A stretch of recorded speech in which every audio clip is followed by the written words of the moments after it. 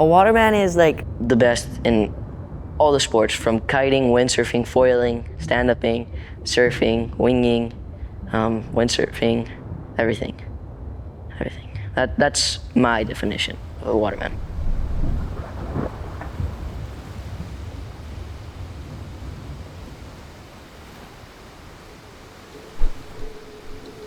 I'd say we're on about our 5th generation of Maui watermen. Like if you look at Naish over the years, we've had so many young up and coming guys with the brand that have, come up and then become the next superstars, going way back. It's cool to still be part of that. We've got Austin Kalama now on the team, who's still one of those young Maui watermen that's come up in the footsteps of his dad. Still a good friend of mine, Dave Kalama. And now we've got, Koa, for example, I think he's only 12. I mean, he's still a little kid. He's absolutely ripping.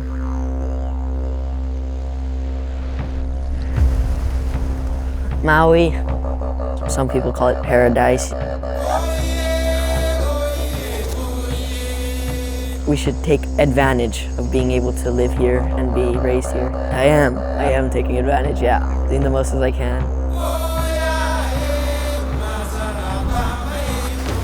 80-foot waves you can catch, 50, 60 knot days where the wind is like blasting like you've never seen before. I've gone snorkeling with like humpback whales 10 feet from me. I've been to a lot of amazing places that would take your breath away, but they don't even compare.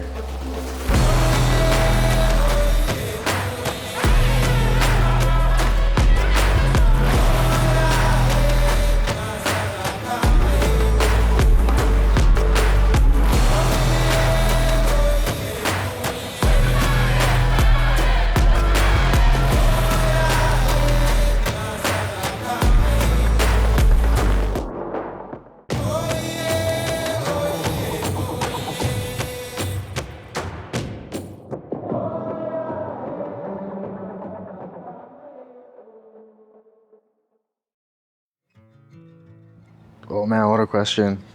My name's Austin Kalama. I'm 26 years old, born and raised on Maui, Hawaii. Grew up in Haiku, grew up in the water. My dad was a professional waterman. He gave me a lot of inspiration on ways to enjoy the ocean. So I love being in the ocean. I love playing with the ocean, connecting with the ocean in a way that, most people don't get to experience. So. My name is Koa Fabbio. I was born in Spain, Barcelona. My mom, she was a professional windsurfer on the world tour. She rode for Naish, and my dad was also a windsurfer. Ever since I had memory, I was already surfing, and I have pictures when I was a tiny little baby before I was even a year old, and that's really it. I've been doing it my whole life. Riding with Koa and Robby is honestly so inspiring to just see like the older generation that's already done it all and rips as hard as anyone, and the younger generation who's just coming up. Koa's like, what, 12, 13, 14, something like that, and rips as hard as anyone else out here. Being able to ride with them and help pass on some of the things that I know to Koa, and then learn some of the things from Robby. Robby's the man, dude. Anytime I'm down in the water and I see Robby out there, he's always so frothy. He's pretty much a Grom still.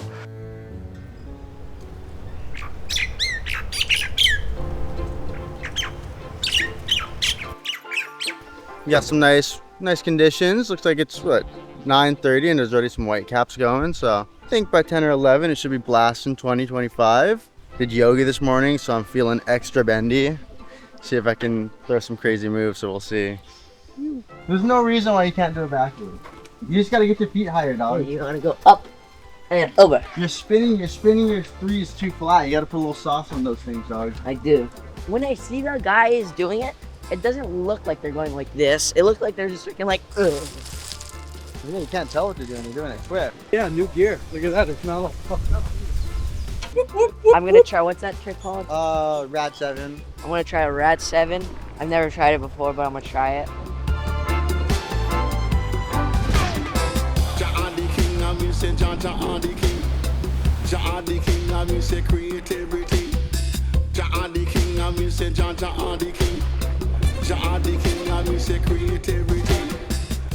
Windsurfing, the development seemed fast, but it was pretty methodical, right? So you'd come up with something new, you'd show it 6 months later at a trade show, a couple months later it would be out in a magazine. Most people would see it either in a magazine or in their shop when it came out new, a year after you developed it. Winging started in the social media realm, right? So of all the sports, that evolution is the fastest, because if you come up with something today, you do a new move today, everybody in the world sees it that night. That speed at which people get their information accelerates the development that much quicker, both in terms of the gear as well as the riding. And so that whole evolution is so much quicker because of the speed at which information is getting around. It's insane. Of course, the younger the guys, the faster they start pushing the development, because guys like me, I'm happy to just go do a big jump straight and land and not kill myself. Like, I was able to keep up with kiting. I was able to keep up with stand-up. In the early days, I was easy keeping up with surf foiling, stand-up foiling. I introduced winging to most parts of the world. Now, no chance. I'm not even thinking of doing back loops and forward loops and whatnot. I wish, but I know how slow it is to come back from injury at my age, and I know I'm gonna hurt myself. And so I've gotta just accept the fact that with this sport, I kinda just gotta let it go and be happy doing my tricks and, you know, having fun, but not like knowing that I'm not keeping up. And that's interesting. It's a different position to be in, just seeing the sport and waving it off into the future and watching 12-year-old kids, you know, just tear it up. I could do it, but something in here saying, yeah, don't even try. It's not worth it.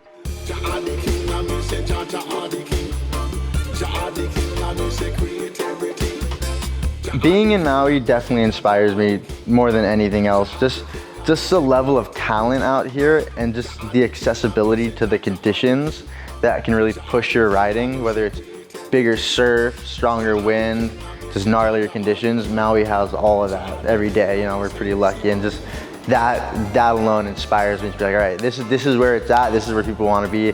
This is where we need to be doing. You know, throwing down big moves, trying new things, testing things. It just inspires me to get after it. When you know the conditions are good, you're inspired to go ride good. If the conditions are junk, you're like, oh, I'll go out for a little bit. But Maui, every day you wake up and it's like 20 knot wind and good surf, so you're like, yeah, I guess I might as well go shred today.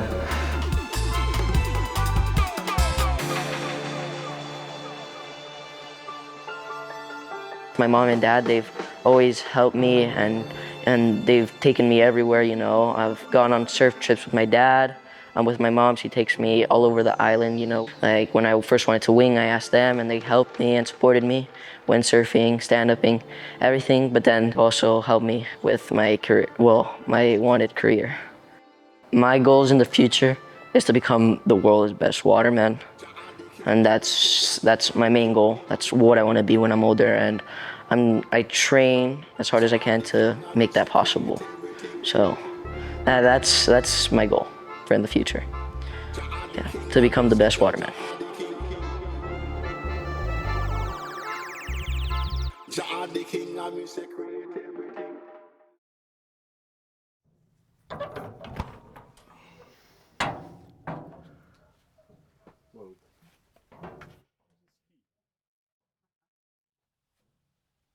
And it's pretty full. Further that way you go, the older it is.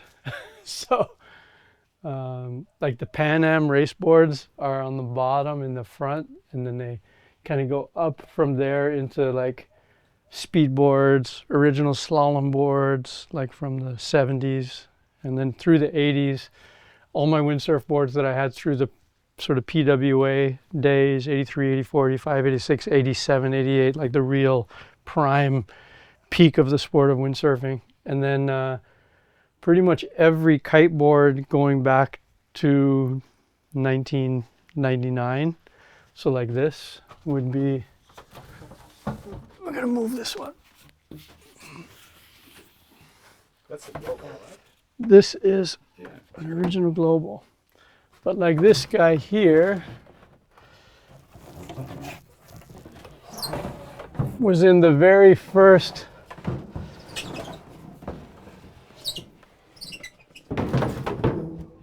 Naish ads in like 99. It's still looking very good. Oh, I love that one. Yeah, a little hand Sharpie. So I can show you videos and pictures of this board, like in the very, very beginning of kiting. And if you look at it, compared to like what I'm riding today, it's not that far off. Like for most people, it changed a lot. They started on a big directional and they went to a twin tip and, you know, whatever. I'm still riding pretty much the same fucking thing that I was riding in 24 years ago, which is kind of cool. Stick with the roots, you know. So yeah, there's a lot of history in here. This is the kite board that I set the kitesurfing world speed record in 2003 in Arinaga, Gran Canaria. Wasn't that fast. I think it was 38 knots or something crazy slow like that. But at the time, it was pretty damn fast. Probably still fast. I haven't tried it in a long time. But that's a windsurf speedboard from the same event. And then of course I've got quite a bit in the barn with some of my cars too, but mostly in here. And someday, when I spend more time looking back and less looking forward, we'll, I don't know, build a museum or something.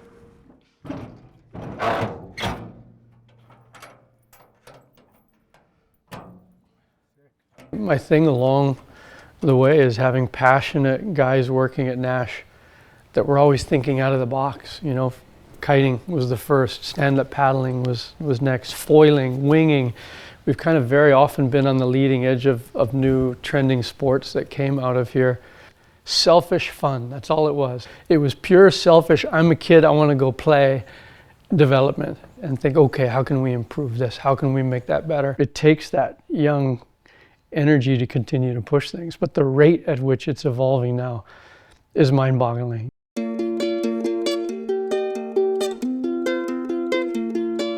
Today, we're gonna go pump around in a waterfall. I'm gonna pump around. He's gonna lay floating. I'm gonna teach this guy how to pump around. He don't know nothing yet. I gotta show this kid what's up.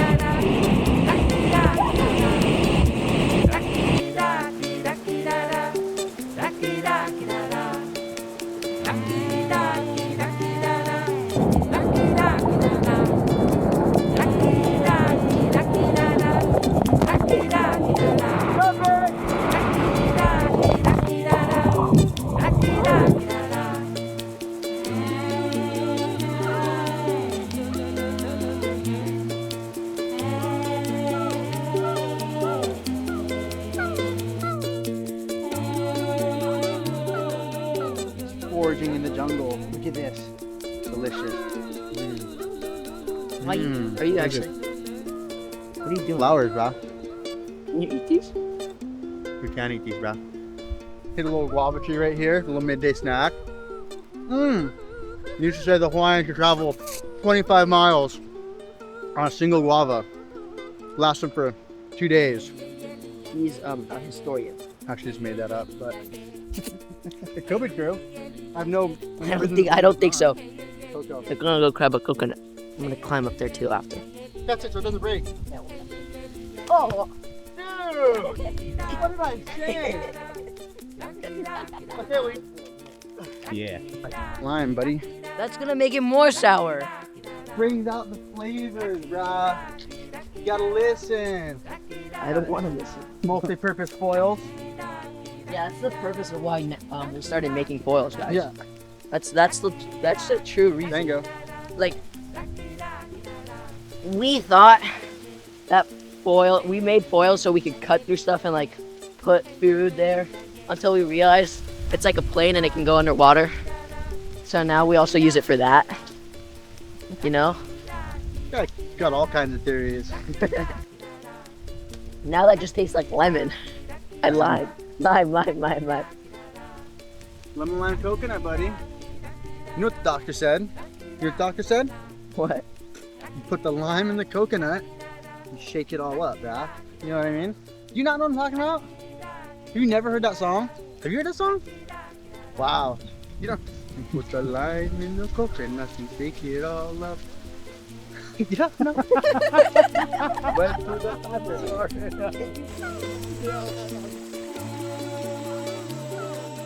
the My dad was probably my biggest role model, just because he was so involved in the ocean, no matter what it was, paddling or surfing, downwinding, like whatever it was. And he just did so many different sports. And he ripped at all of them too. So no matter what he picked up, I knew he was gonna rip it. So I'm like, man, I wanna be like that. I wanna be one of those guys who can show up, grab any board you give them and be able to surf it pretty good. So yeah, I mean, for me, like every board I have is just, it's a vessel for me to have fun on. Any day you're out on the water, you're learning something. Right now, we're going on our foils. Like, look at that set. That's super big. That's like all time for foil. That's like dope. How about this? Styliest backflip today wins. Stylish. You're the judge. You think I'm like the soul arching out, just like cruise it, hands on the hips. I might even. You guys are the judge, okay? See you.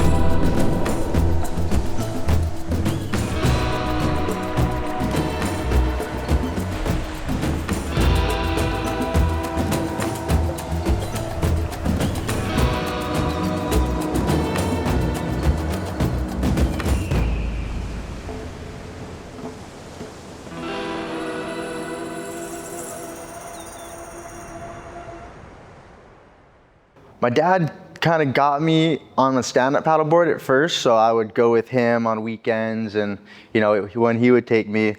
But it wasn't until I was in middle school and I had a group of friends that would always go down to the PYCC that really got me fired up. PYCC stands for Paia Youth and Culture Center.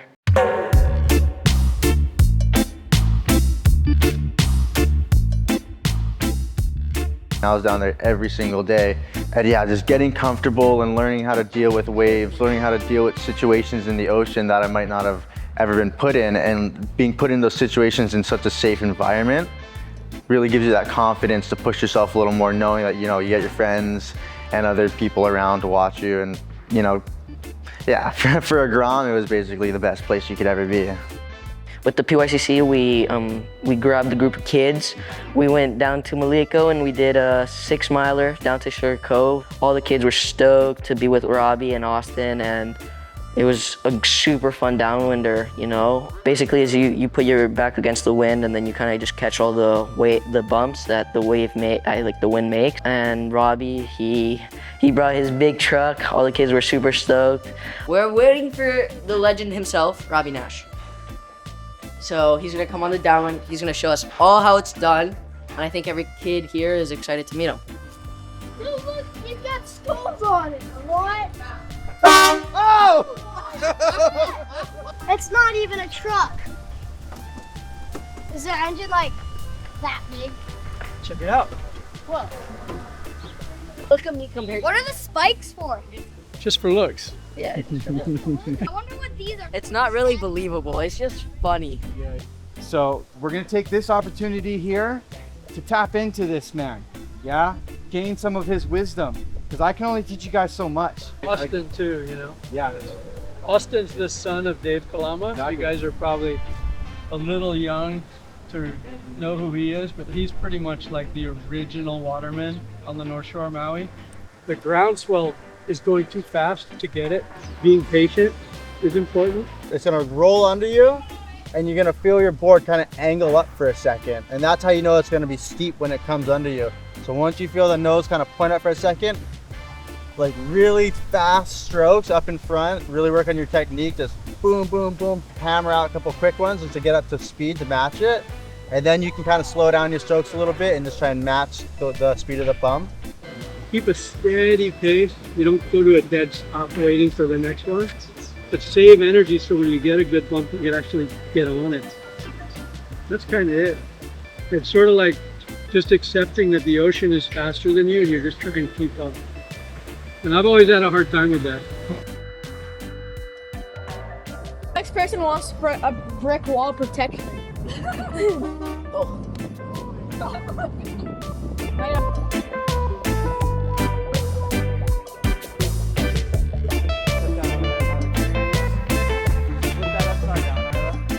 Hudson, he pumped up your wing. Okay. Such a gentleman. I am part of the team now. Looking good. I'm a Grom. The 61-year-old Grom.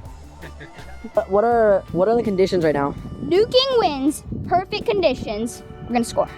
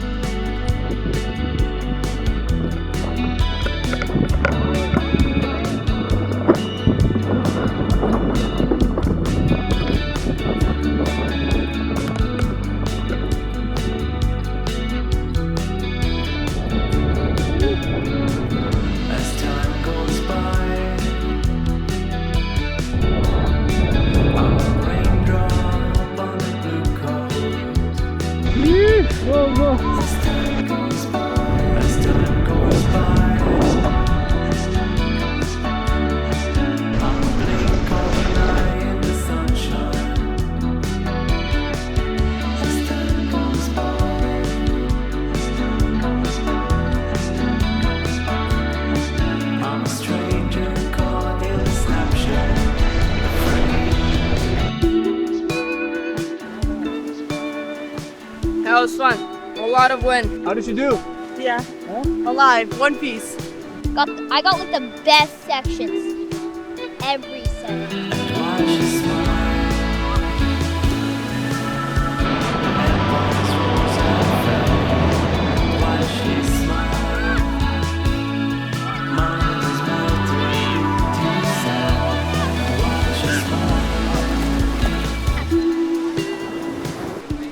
So good.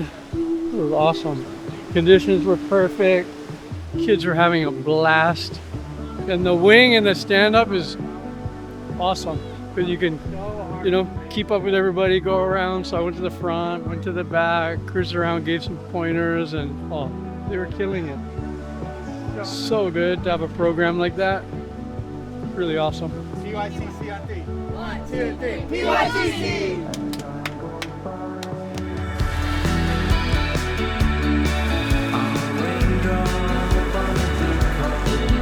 It's a great environment being with all my friends in the water. Like when I'm surfing with them and they do something, I want to do the same thing and then push. And then I think that it's super good for us because we all want to be professional surfers and stuff. And we all push each other to, push our limits. It's so inspiring because these kids are gonna grow up to just be the next level. They're gonna get to foiling wherever I am, and then just keep on pushing it till it's something that I probably won't even recognize in 10 years from now. That's part of being a brand in the Maui community and culture. There's always going to be the next generation of young guys coming up through the ranks and taking these sports to the next level and reinventing them. And we have a lot of those guys in the legacy of Naish, and it's awesome.